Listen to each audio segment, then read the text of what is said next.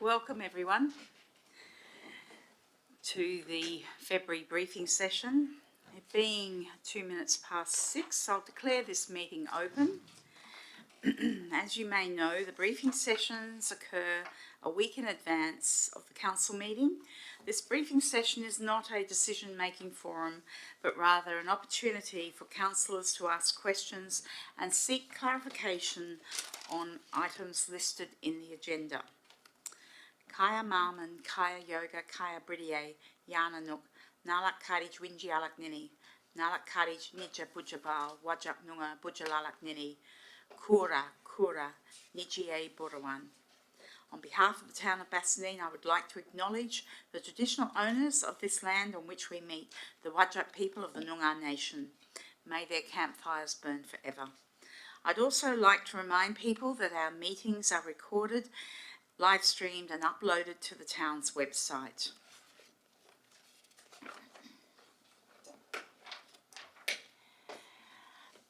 Now I have two apologies for this evening, Councillor Ames and Councillor John. I don't believe we have any other apologies for tonight. No. Councillors, I'd like to ask if there are any declarations of interest on any of the items on the agenda. No? Okay, I have no announcements. There are no petitions. We'll now move on to statements by members of the public.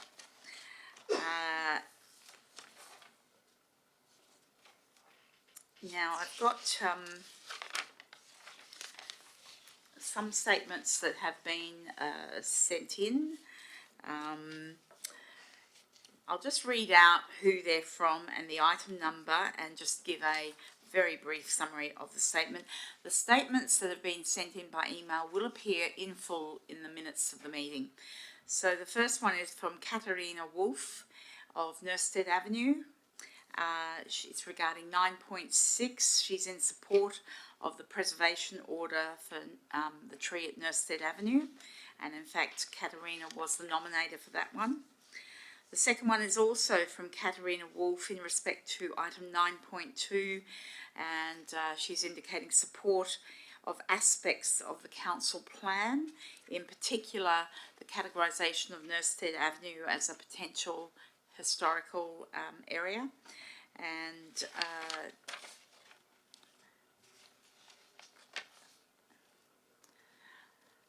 I have Karen Ross, where she may or may not be in attendance. Karen, are you in attendance? No? Okay, so that's her statement is in respect to 9.4, and it's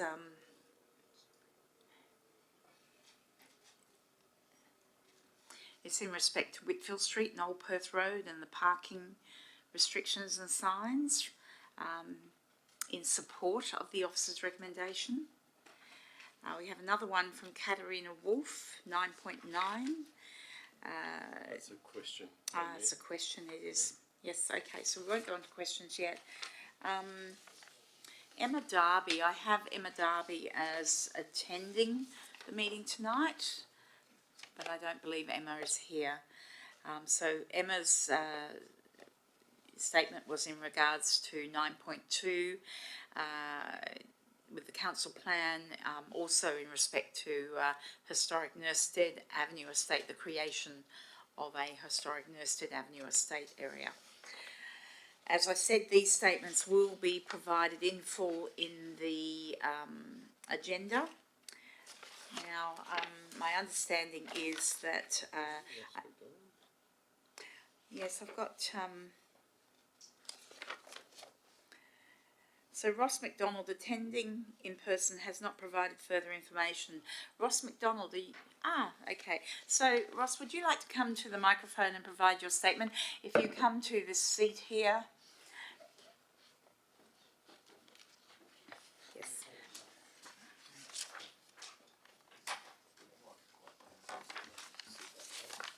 Okay, thank you.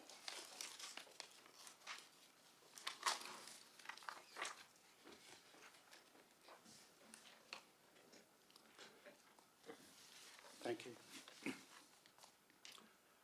I'm Ross McDonald from Kenny Street. I'm talking about the parking proposals, and at this stage of the game I declare that where I am I've got space for 2 cars, one behind the other.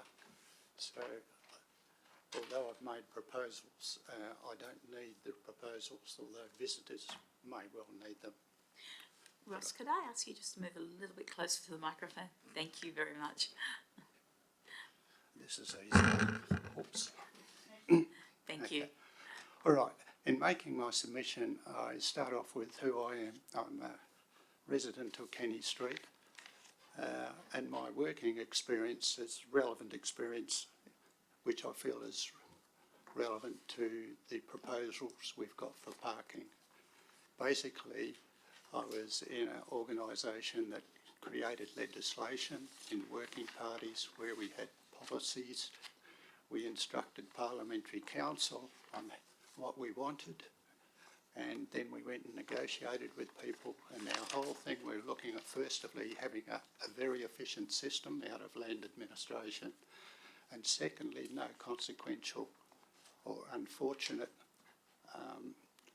circumstances arising from the legislation where we got it wrong. To that event, there was another exercise that took a couple of years in negotiation of going through all the Acts of Parliament where the organisation had land holdings. We had to go out and negotiate and put up amendments to their legislation so they could get the advantage of the new Land Administration Act. So when I look at that experience and I look at the parking policy, I have a lot of problem with it because it's put as a standalone for a small area, and there are other policies that conflict with it. Or put it like this, if you've got a policy that's put in place because you've got a reduced number of parking bays, but you have other policies that continue to reduce those parking bays, you've got to work out what you're looking for. Are you really trying to make parking bays for people trying to use the railway station? Or are you saying, okay, and the main one is cash in lieu.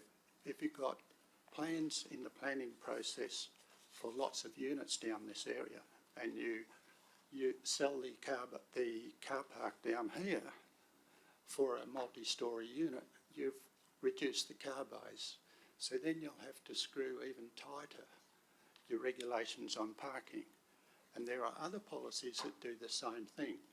So I'm thinking if your point is to get people near the railway station, you need to provide car bays, and you can't have other, or you can have other bays that go straight against that policy, but they could have unintended consequences, or probably intended consequences of very unhappy residents.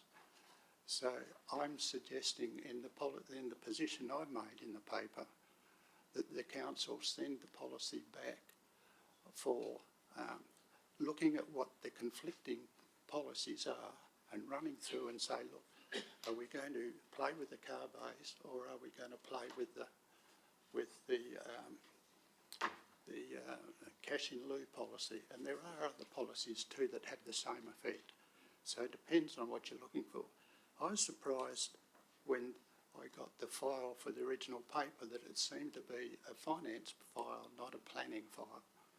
But I don't really know what the reference numbers on town documents are in any case. So that's my response has been made. I think it's been ignored basically by the Office of Recommendations on the paper, and they're in the papers that you've got. So I've dashed together something that most of which I've forgotten to include, but the request is look at your other things and see what's working with this and what's working against it, because I don't think that exercise has been gone through. The last thing I do is I suggest I'm quite happy to go on a committee with the authors of the report and work on that sort of thing.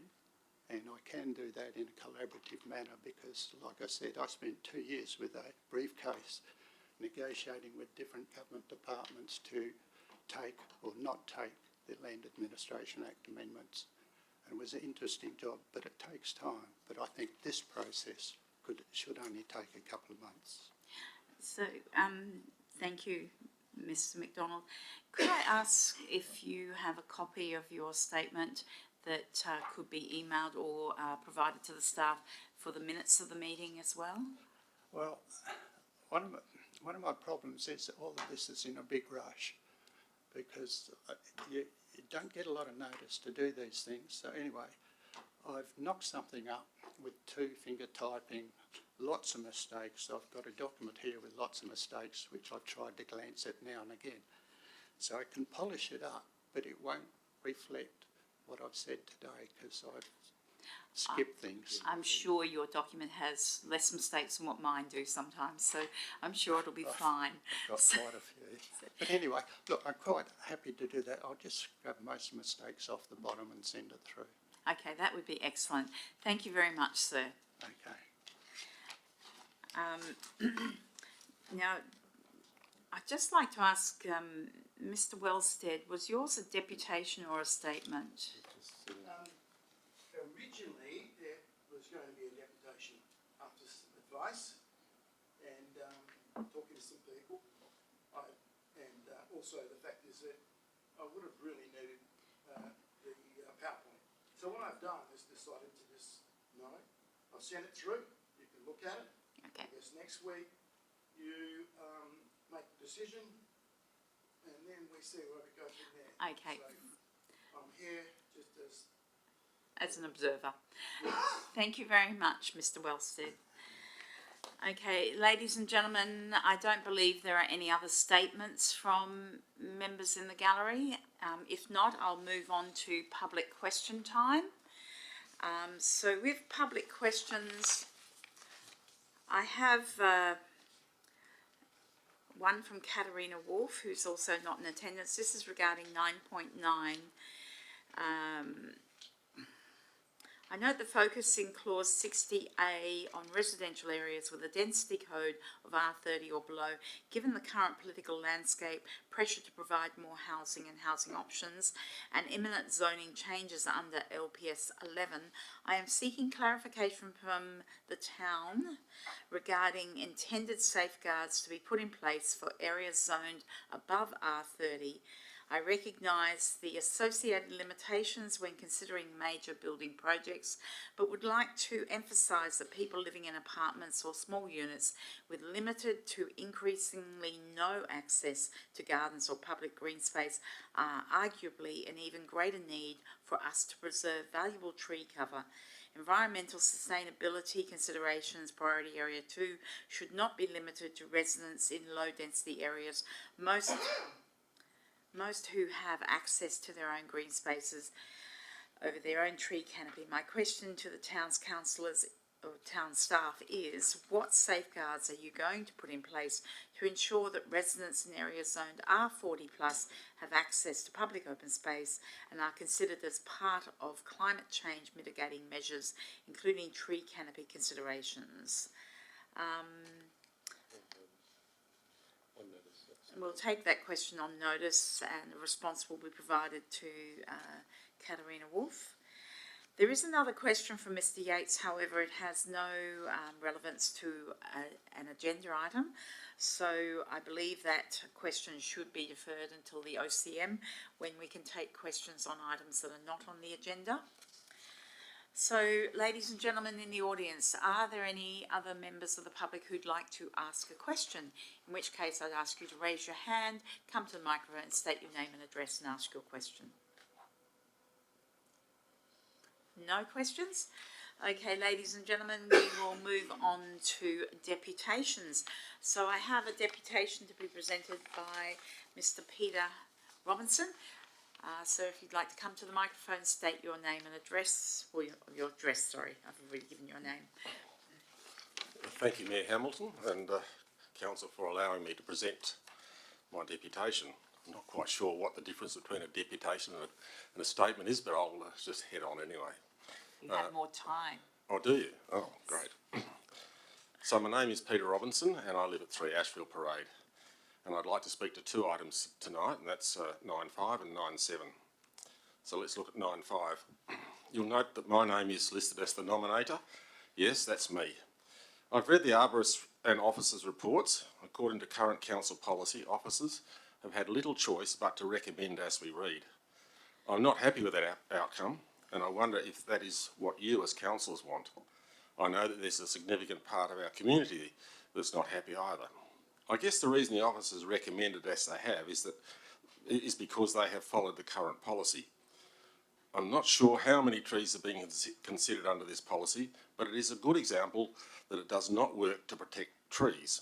In this case, we have 3 trees in good health, posing no significant danger and placed in locations that provide little obstruction to any well-planned development.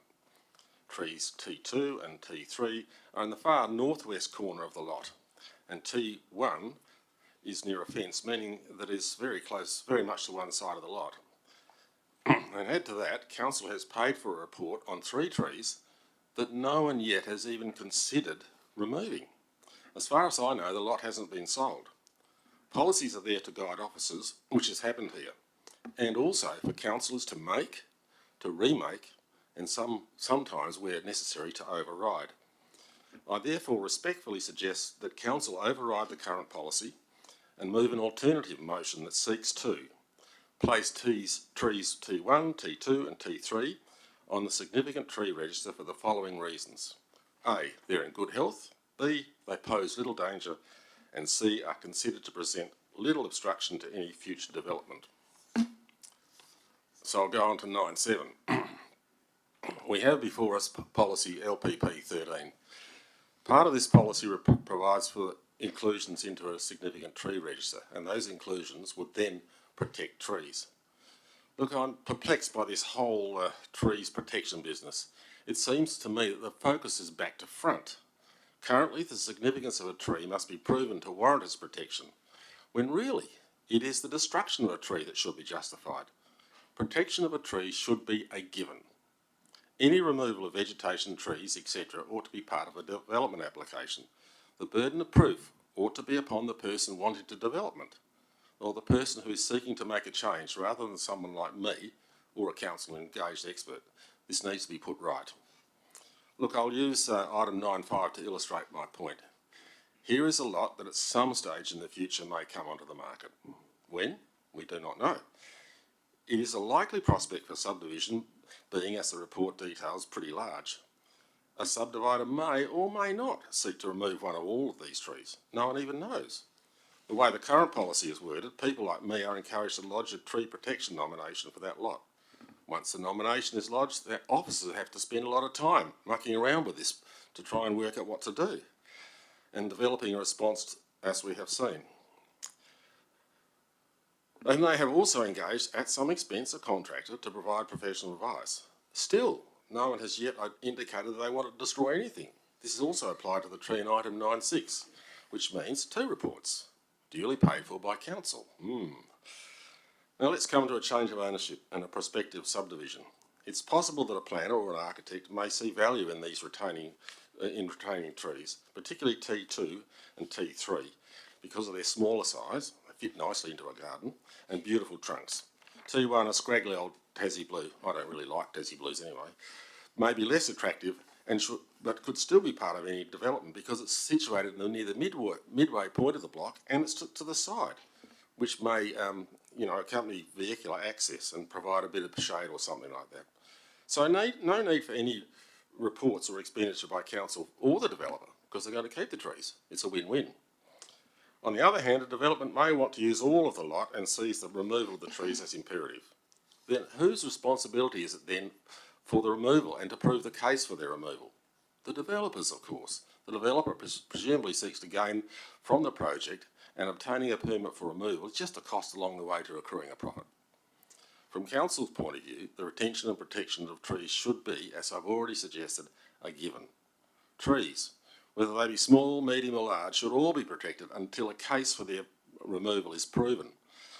The policy as presented is seeking to do that, but as is clearly demonstrated by item 9.5, just hasn't delivered. And as item 9.6 shows, has incurred expenditure that you didn't need to incur, perhaps. All of this means that the former and now recommended LPP 13s are not quite there. There's still a little bit of work to do, but this needs to be put right. I will add that LPP13 also refers to the provision of planting on new projects, and I think that's really great.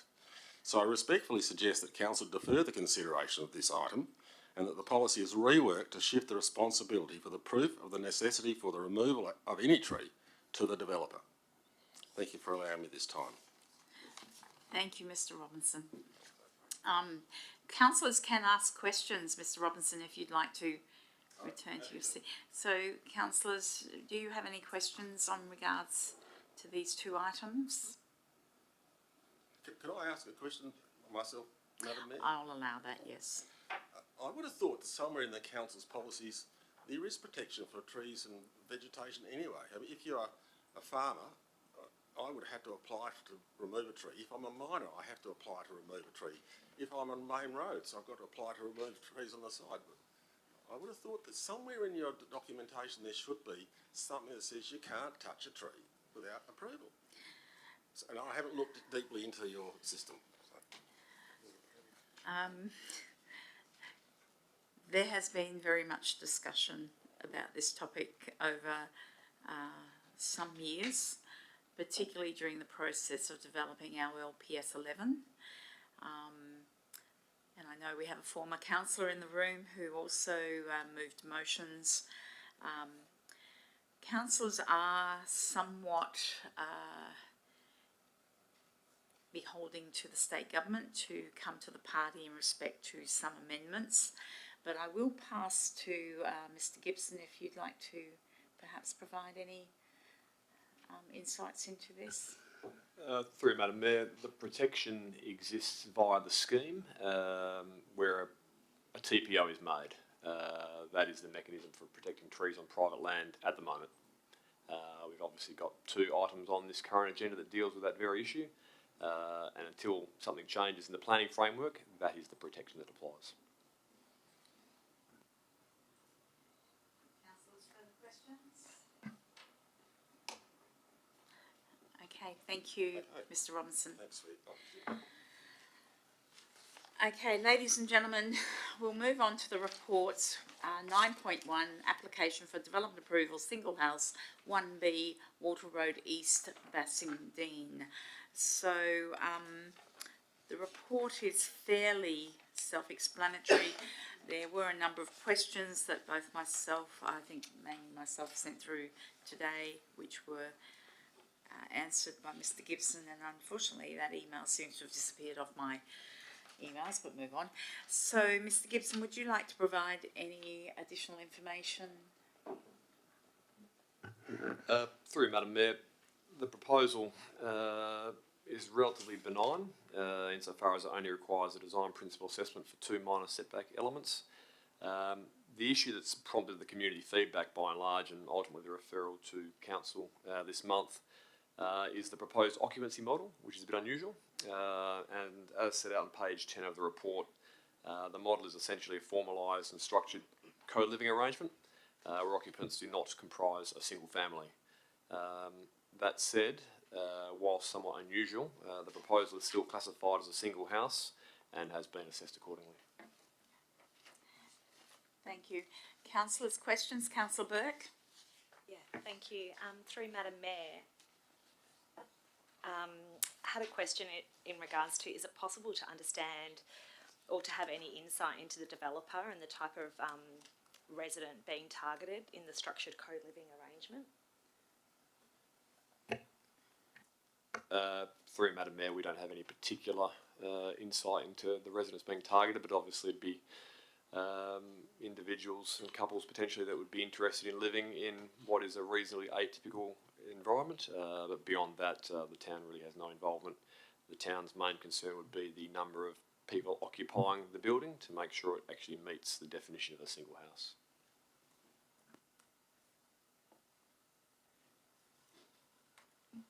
Thank you. And through Madam Mayor, the developer isn't through a particular organisation at all?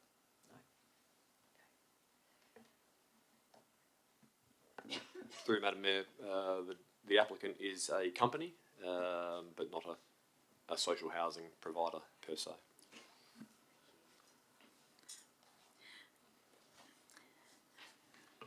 Councillors, further questions? Councillor Lithgow? Thank you, Madam Mayor, for Director of Planning. In terms of the ancillary dwelling, the 83 square metres, that's above the deemed to comply amount of 70 square metres, is that correct?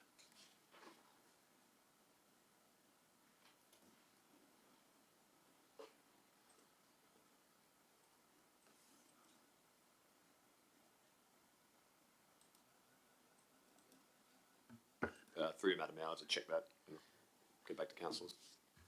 And did we at some point have a policy which allowed for larger areas to ancillary dwellings, in part to address the housing shortage? Was there a policy that we had at some point? Through you, Madam Mayor, there was local planning policy 12, which I believe is the one you're referring to, residential development and fences. From memory, that sought to increase the maximum area from 70 to 100 square metres. But again, I'll check that for councillors and report back. And in terms of that policy, is that something which we might, I suppose, revisit in light of the relevant ministers, I suppose, fast tracking of approvals for ancillary dwellings? So the recent media coverage of that? Through Madam Mayor, quite likely. As I've said before, we'd be looking to sort of run all of our policies back through council upon gazettal of LPS 11, so LPP would be certainly included in that. Great, thank you. If I can follow up with a question regarding the sustainable elements, I'm just looking for the terminology, national, Mr Gibson, it's the level 7 that the property has to adhere to, is that correct? Through Madam Mayor, yes, through LPP 2, sustainable development, they need to achieve 1 star greater, yes, so 7 stars. I was just curious whether they actually, with the current plans, have actually attained that level, because there were some elements included in the design, which is great, but I was also curious with the number of air conditioners whether they actually would attain that level 7. Through Madam Mayor, they've obtained it, and that's the basis for conditions, recommended conditions 1 and 2. Okay, thank you very much. Councillors, further questions? Okay, with that we'll move on to the next item, which is Town of Bassendean Council Plan 9.2. Again, Mr CEO. Yes, thanks, Madam Mayor. Thanks for the opportunity. The purpose of this report, Council, is to adopt the Town Bassendean Council Plan 2023 to 33. As you would be aware, we've combined what was a community strategic plan and a corporate business plan into a new format, the latest format being called the Council Plan. It's a plan for our future being 10 years. The plan's been a long time in development. It's spanned, we commenced this in 2022 when we commissioned the market community scorecard. That community scorecard had 1,125 community members participate. The voice bank provided 62,000 odd words and ideas and suggestions for council's consideration. We had 70 RSVPs to 2 community workshops last November. We've had 2 councillor and staff workshops, and we've had various submissions via submissions from the website, as well as written submissions that have informed the plan that you see before you tonight. I'm pleased to say that the plan looks and feels different, and I think it's an improvement on what we've had in the past. It is also aligned now with other local governments, and we've aligned it to our market community scorecard when we seek feedback. So that means now when we look at our performance areas, there's a performance area for people, there's one for the planet, there's one for place, there's one for prosperity, and there's one for performance. I think in the previous plan we had additional performance areas, but this now brings us into line with best practice for local governments in West Australia. So following the adoption, there are a couple of attachments. So once this is adopted at council, obviously we'll put the plan back together into its succinct fashion rather than having separate documents. The reason they're in separate documents is for you to have ease of reading, to be able to track what is the actual actions that we will be held accountable for over the next 12 months, and indeed the next 4 years of this iteration. And this plan will influence this year's budget once adopted, and this year's development of the long-term financial plan, which we're in the progress of doing. So happy to take any questions, Madam Mayor. Councillors, questions?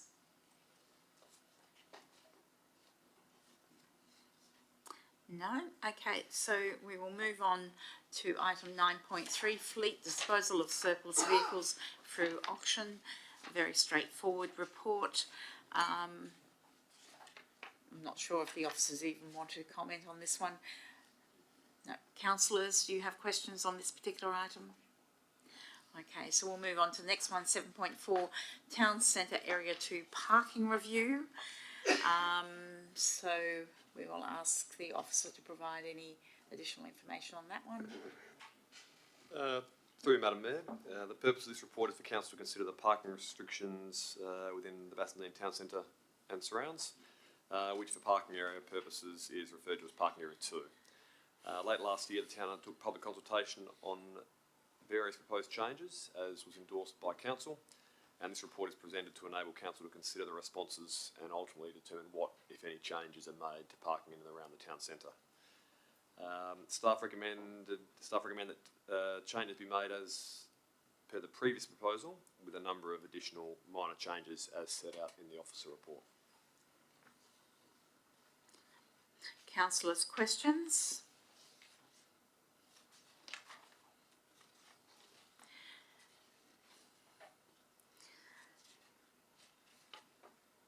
I just wanted to ask a question about the respondents to the Seniors and Community Centre car park at 50 Old Perth Road. If the car park continued to be identified for the use of the seniors, do the administration perceive any way of curtailing some of the negative behaviours that you believe are occurring between different groups trying to use that car park? Through Madam Mayor, no, we'd suggest that would continue because the situation we have is, in our view, problematic. There is a sign there that gives an indication as to who should and shouldn't be parking there, but it is not enforceable. So the staff recommendation is to change it one way or the other, to either initiate a bona fide restriction and police it accordingly, or to remove the restriction. Either of those options is available to Council, but we would recommend against leaving the status quo. Okay, the other item is clearly the recommendation from the staff in May last year to remove the motorcycle bays. I think it's 89 Old Perth Road, and to plant a tree there. This has now been altered with a response from, I think it's one community member. I'm interested to know, one of the comments was that planting a tree there would not enable garbage trucks to collect waste bins. That has spiked my curiosity there, because we have collection trucks going all over the town in various areas. Some streets are very tight, some are very compact, some have cars parked on footpaths. So I'm wondering how the collection trucks deal with obstructions to their bins, because I'm not entirely sure that I've seen that as a huge problem in the town. Through you, Madam Mayor, I believe the issue relates more to space on the verge for the bins to be placed out. Is that correct, Mr. Gibson? Through Madam Mayor, yes, that's the contention of the submitter. Obviously, the original proposal from staff last year was to mirror the treatment that was occurring on the north side of the crossover to 89 Old Perth Road. In any event, staff were proposing to remove the motorcycle bays because they were problematic. Obviously, the consultation process has drawn a comment from a nearby resident, community member, and that submission advocated against replacing the motorcycle bays with a tree. And based on the feedback, there wasn't a particular, I suppose there wasn't any submissions supporting the retention or placement of a tree. The only submission we received on the matter was to advocate for the tree not to be placed there, and for the sake of one tree in that location, staff considered the submission reasonable and are recommending accordingly. That said, it's certainly open to council to default back to the advertised version, which was, like I say, to mirror the treatment of the roadway north side of the crossover. I do have a further comment, but I'll put that in an email because I'm curious about some budgeted allocations for tree planting in Old Perth Road. So I'll put that in an email tomorrow if you don't mind, so we can follow up. Okay, councillors, further questions? Councillor Polifka? Yeah, just on that one, I suppose, following the trail of the budget and trying to preserve as much money as we can. The motorcycle bays, if they were removed, was it proposed that they would be reinstated elsewhere, or would the town simply lose those motorcycle bays? Through Madam Mayor, the current proposal is to simply remove them. Obviously, the town will be shortly embarking upon a precinct structure plan for the whole of the Bassendean town centre area, and if there was if that process suggested there was a clear demand for more motorcycle bays, the town would look to find other locations to accommodate them. And the bays themselves, when they were, I suppose, initially installed, that would have had a cost. Perhaps the infrastructure team might be able to give us a brief or an estimate, or perhaps that can wait for next week. I don't want to put you on the spot. Through Madam Mayor, certainly welcome the infrastructure team's involvement, but I think that was done as one large project for the Whitfield Safe Active Street, so it might be difficult to tease out the precise cost of the motorcycle bays, but we can certainly look into it. You said that was part of the Whitfield Safe Active Street project. Are we at liberty to alter that without the permission of third parties that may have funded that? Through Madam Mayor, I don't see an issue with amending the parking restrictions that applies to a town managed road, but for the sake of completeness, we can provide some information during the week. Councillors, further questions? Okay, with that we'll move on to the next item, which is 9.5, Proposed Tree Preservation Order 11 Ashfield Parade, Ashfield. Would the officer like to provide any additional information for this item? Through you, Madam Mayor, not a lot. Obviously, the next two reports, 9.5 and 9.6, both relate to the making or not of tree preservation orders under the current LPS 10. One for a property on Ashfield Parade and one for a property on Nurstead Avenue. As the reports explain, it's recommended the council makes the order for the Nurstead Avenue property, but does not make the order for the Ashfield Parade property for the reasons set out in the report. Councillors, questions on this item? Sorry, I'm just trying to find my place so I can ask my question on that one.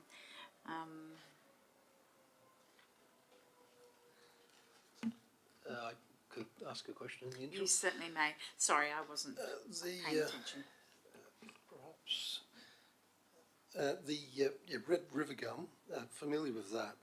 Northern red river gum. Is that a different variant? And is that the same tree or a different tree? Through you, Madam Mayor, I'd have to take that one on notice.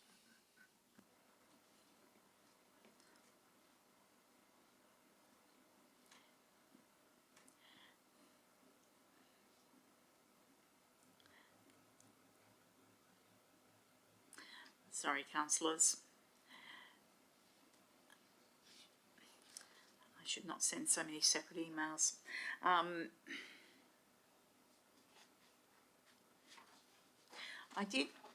Mr. Gibson, I did actually inquire about the ability to develop that site with the trees remaining in place, and your answers were very much along the lines of that, yes, the trees could be preserved and development could occur, retaining one or all of those trees depending on what the development could be. I guess the question about having a tree preservation order in place is to facilitate dialogue between potential developers and the planning staff. Would you agree that in the past we have experienced as a town clear felling of sites where all vegetation is removed, which does not enable those conversations to take place? Through Madam Mayor, no, I wouldn't. Those conversations can take place, and the clearing of trees on a property and conversations between landowners and town staff are quite distant. In terms of my response during the day about whether the property could be developed whilst retaining the tree, the answer I said was potentially, and that would depend on the specific development proposal for the site. The town obviously hasn't gone through an academic process of designing a dwelling or a series of dwellings to test whether that could occur. My response though was that that could potentially occur depending on the nature of the specific design. So there is no guarantee that it could be done. There's also no guarantee it couldn't be done. That would need to be tested via the design process. In terms of landowners and residents and others wanting to discuss development options with their site, as I've said before, that's always available. If landowners wish to choose to do that, staff are available to have those discussions. Equally, if the property has had the tree removed at the desire of the landowner, there's not much to have a discussion about.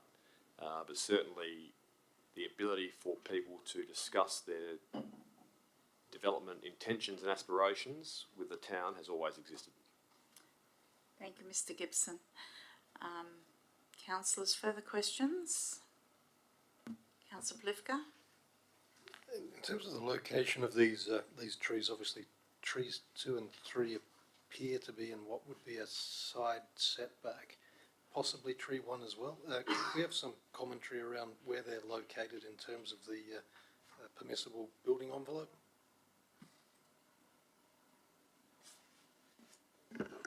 Through you, Madam Mayor, it's probably easier if I provide a site plan during the week, notated with each of the 3 trees, just so you can see it in the context of the boundaries.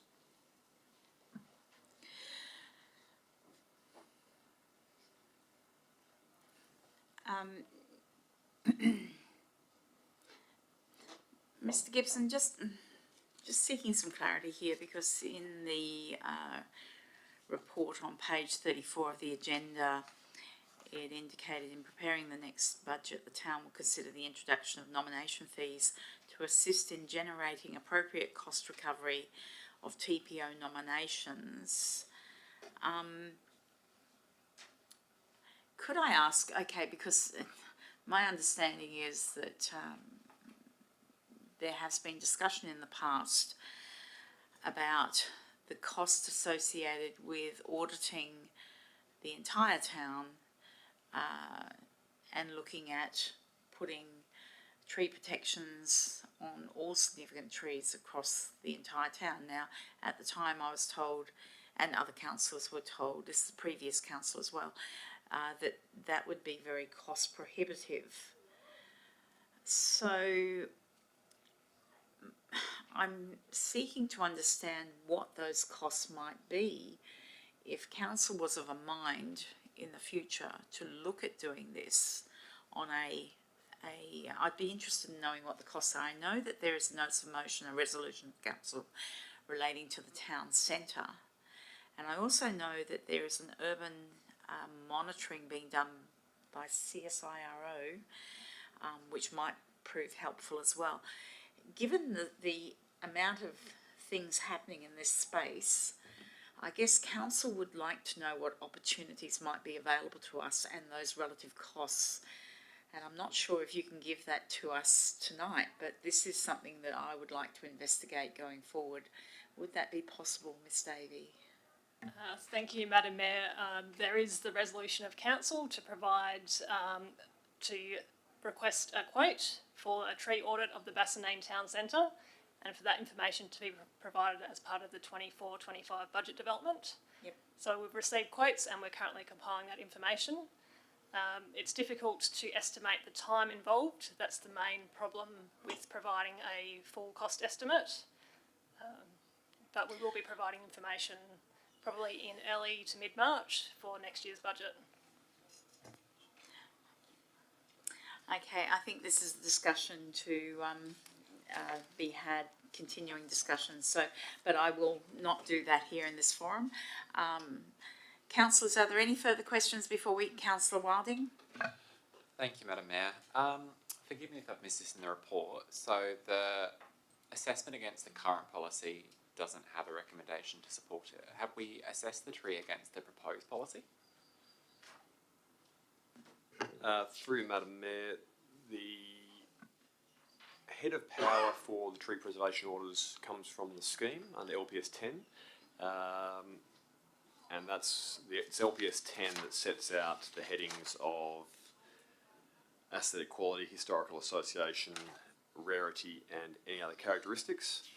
So going from LPS 10 to LPS 11 won't change those four criteria. The policy that is on the agenda tonight is simply a draft. It hasn't been advertised, so it wouldn't be considered a seriously entertained planning proposal. If it had been advertised and had not yet got back to council, it probably would have met the threshold for use, but because it's simply effectively right now an idea that council won't make a decision on until next week, it wouldn't have been appropriate to assess against that document. Thank you, Mr. Gibson, and through you, Madam Mayor, again, noting that the aesthetic quality consideration in the draft policy does include factors like height and tree canopy, which does seem to be a significantly missing factor in the current policy. Even though it wouldn't ordinarily be assessed as a seriously entertained policy, could council have an assessment of this tree against that, assuming on the hypothetical scenario that the scheme is received and the policy was advertised and approved? Through Madam Mayor, yes, we can provide information to councillors how the current TPO nomination would be assessed against a possible future policy. Thank you, Mr. Gibson. Thank you, Mr. Gibson. Thank you, councillors. Any further questions before we move on? Okay, councillors, the second TPO was 9.6 for 21 Nurstead Avenue. I think this is fairly straightforward. I don't believe the officer would like to make a comment on this. Councillors, do you have any further questions on this particular one? Okay, with that we'll move on to the next item, which is 9.7, Draft Amended Local Planning Policy 13, Tree Retention and Provision. And Mr. Gibson, would you like to speak to this item? Through Madam Mayor, the purpose of this report is obviously for council to consider the draft amended LPP 13, which relates to tree retention and provision. Whilst the proposed changes to the policy are relatively simple and reasonably minor, this process of review does give council the opportunity to consider implementing its August 2023 resolution, which stemmed from a notice of motion from former Deputy Mayor McLennan. Rather than adopt the staff recommendation, it would be open to council to pursue the draft alternate amended policy, which is contained as the third attachment, which would obviously then proceed to public consultation, thereby enabling a greater understanding of whether the community wishes to accept the town having greater statutory control over trees on private property. There is a genuine risk that such an approach would draw criticism from the Minister, particularly given his very recent comments regarding a punitive approach to tree protection. That's not to say that council shouldn't proceed down that path with advertising the document contained as attachment 3, but council would need to be wary that it's not without risk. Councillors, questions? Councillor Plifka? Thank you, Madam Mayor. For the Director of Planning, so it is noted in the report that we are proposing to, subject to the agreement of the council as currently constituted, to move a scheme amendment at a point in time when the local planning scheme 11 has been adopted, gazetted and all of that.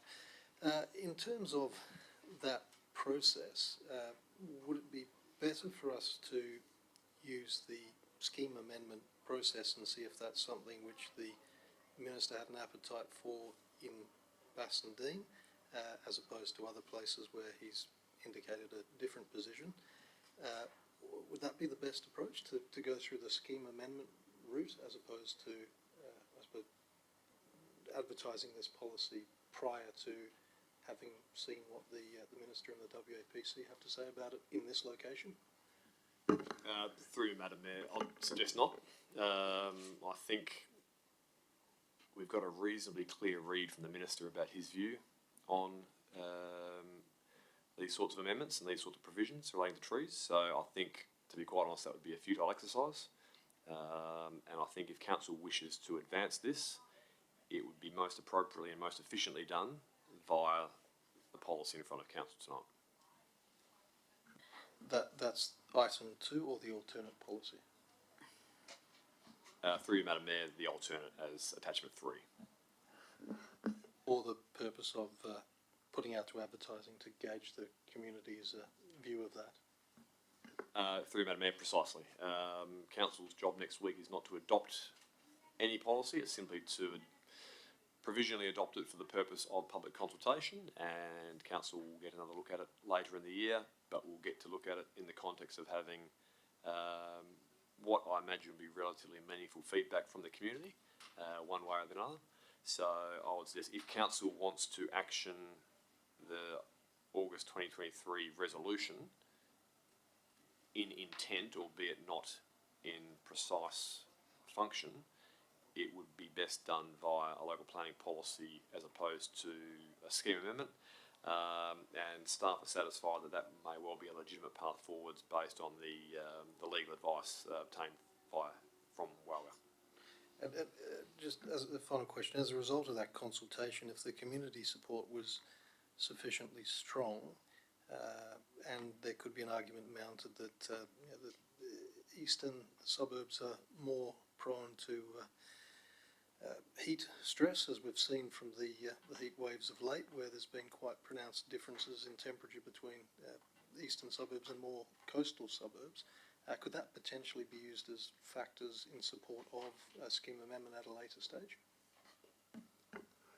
Through you, Madam Mayor, potentially, but again, my view would be that would have relatively little sway. Listening to the comments from the Minister the other day, none of it mentioned heat differential.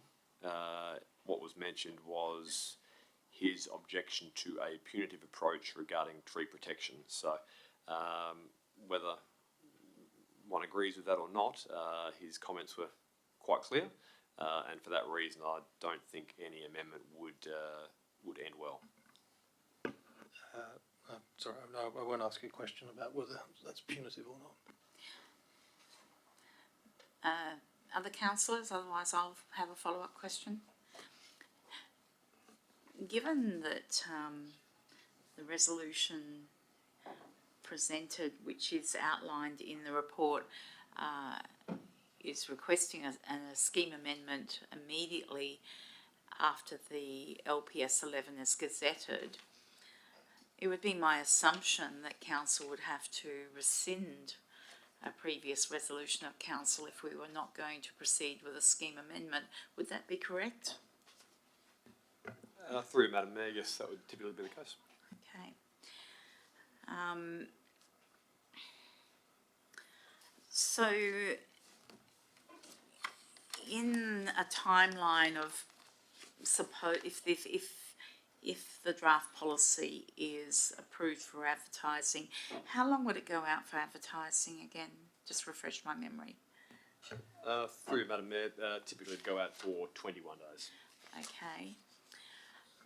So, in parallel, we apparently have Walga preparing a draft policy for tree retention on private land, which should be going to the State Council, I think, in a matter of weeks or very near future. Do you have any awareness, Mr. Gibson, of what that draft policy might be from Walga? Have you had any feedback from them at all? Through you, Madam Mayor, yes, I've seen a draft. Okay. Could councillors see a draft? Through you, Madam Mayor, when Walga sees fit to release it to councillors. Ah, okay.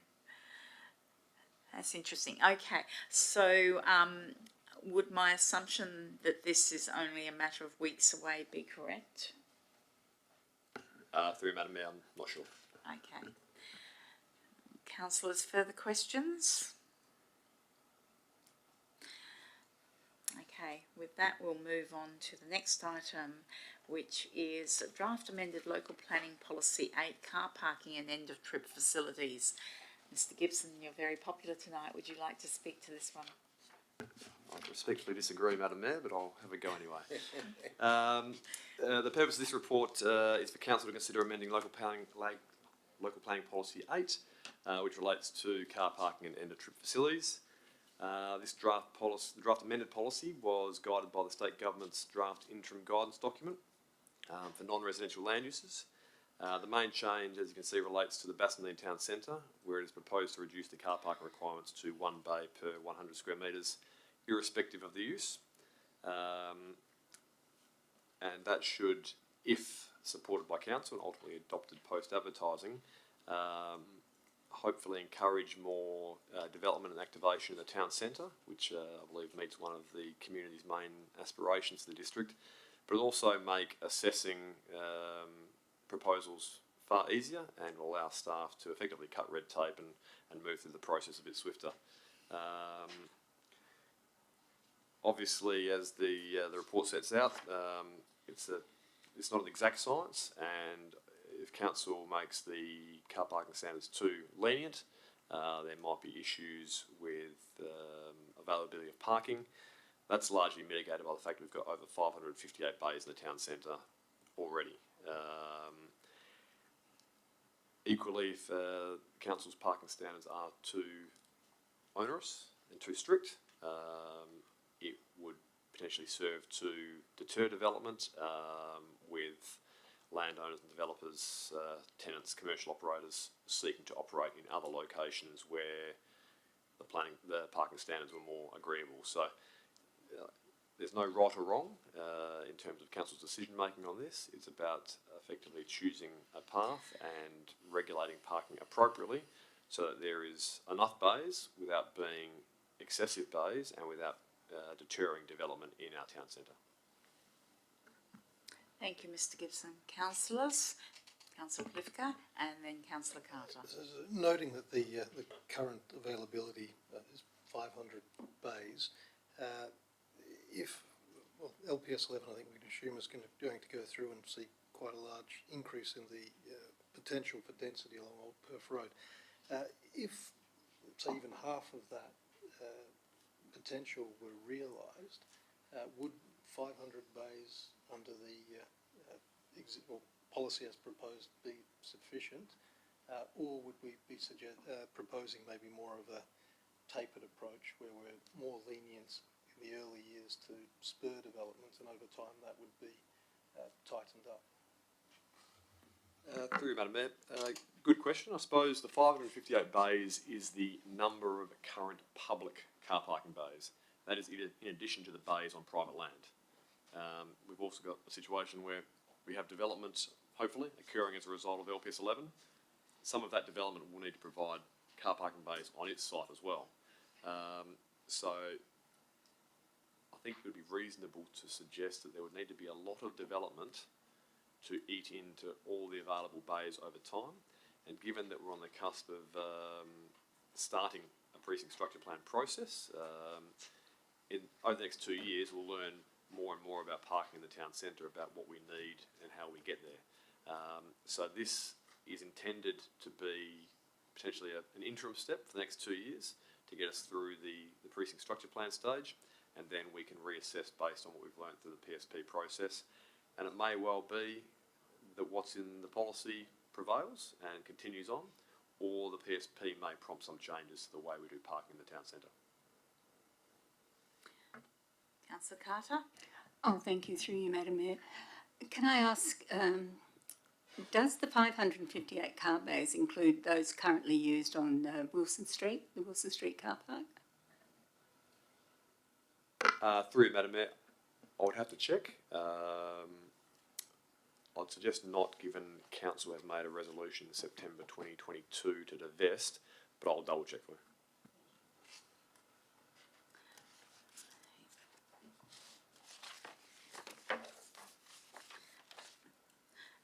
Further questions, councillors?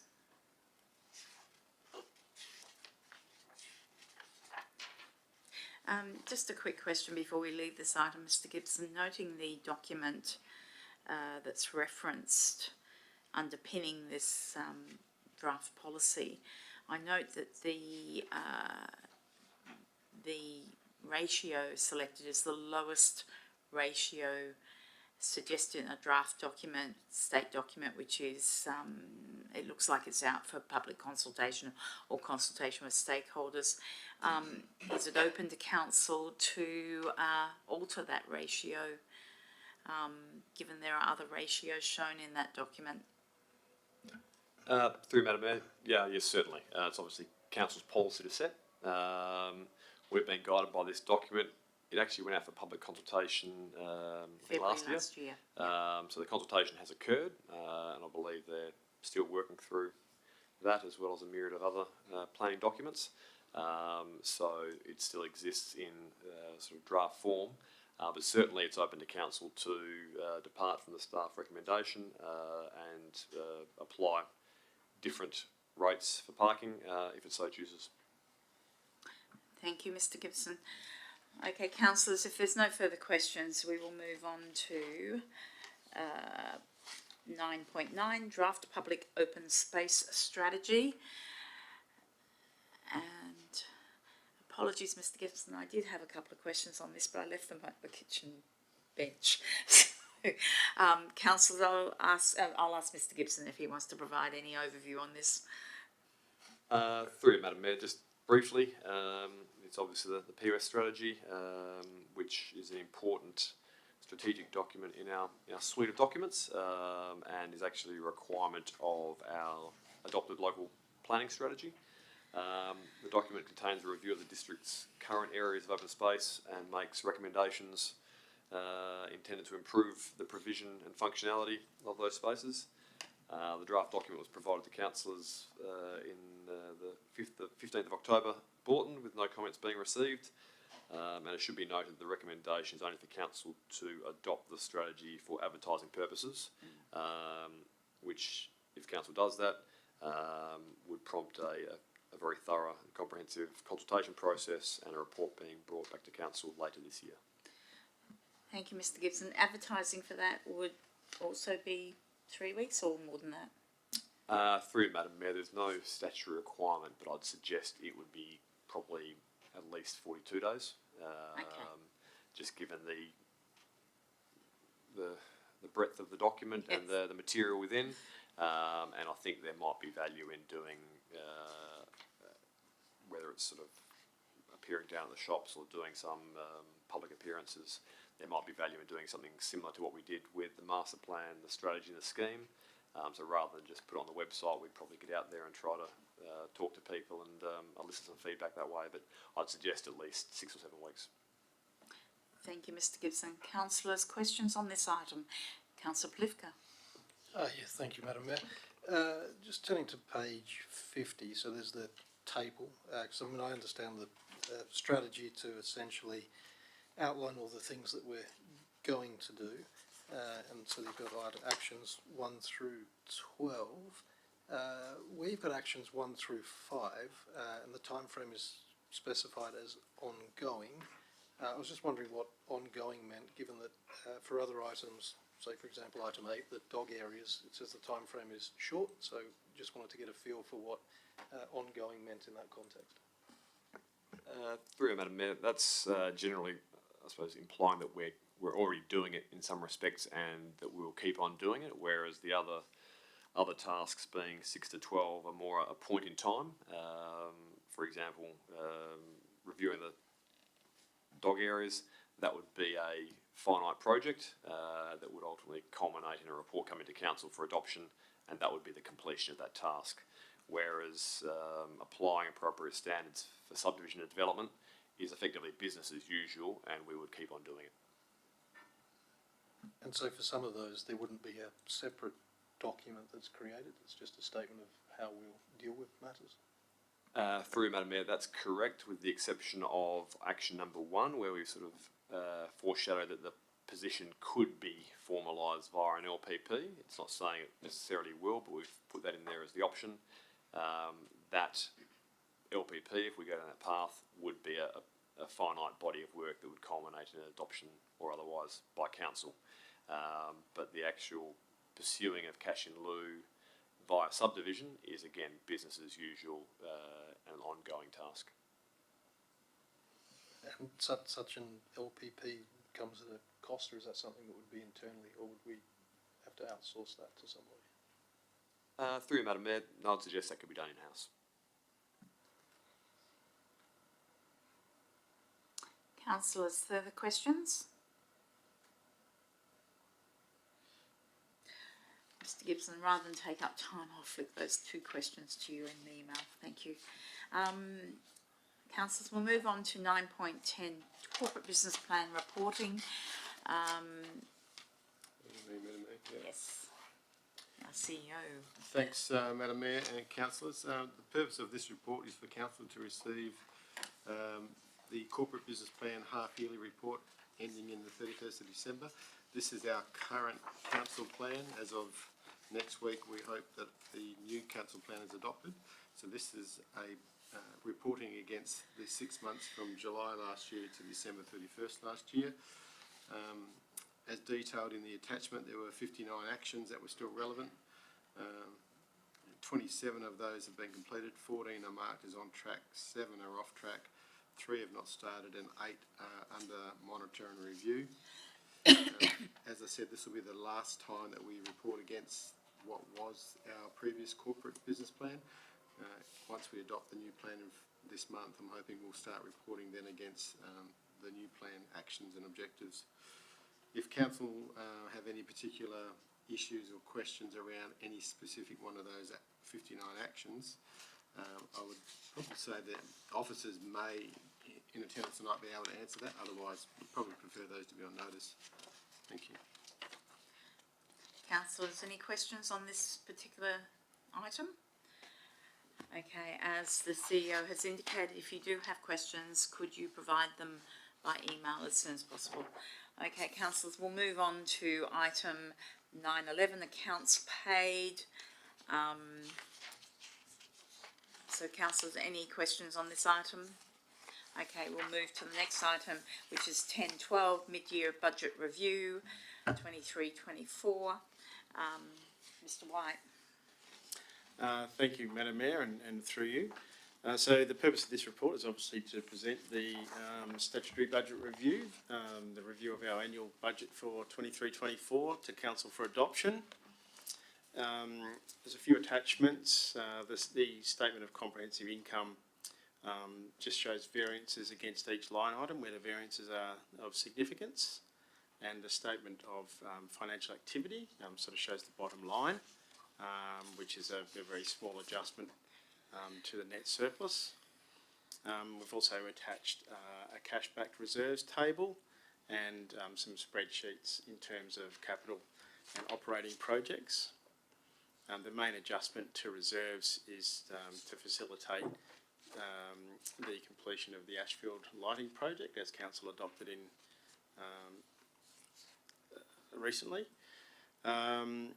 The overall net impact on the budget is minimal. There's a projected increase of just over $150,000 to operating revenue, offset by an increase in capital expenditure of just over $200,000, and the difference is balanced out by reserve transfers. And just very, very briefly, in terms of new projects, the mid-year review provides for seed funding to commence the Bassendean Oval redevelopment feasibility study, and reduces the budget for the precinct structure plan only because the expected expenditure for this financial year isn't expected to total the budget, and it'll be re-provisioned in future years as part of the long-term financial plan and next year's budget. Thank you. Thank you, Mr. White. Ladies and gentlemen, councillors, questions? Thank you very much. I don't believe there is any confidential business tonight. Councillors, are there any motions of which previous notice has been given? No, this is a briefing, you don't discuss that.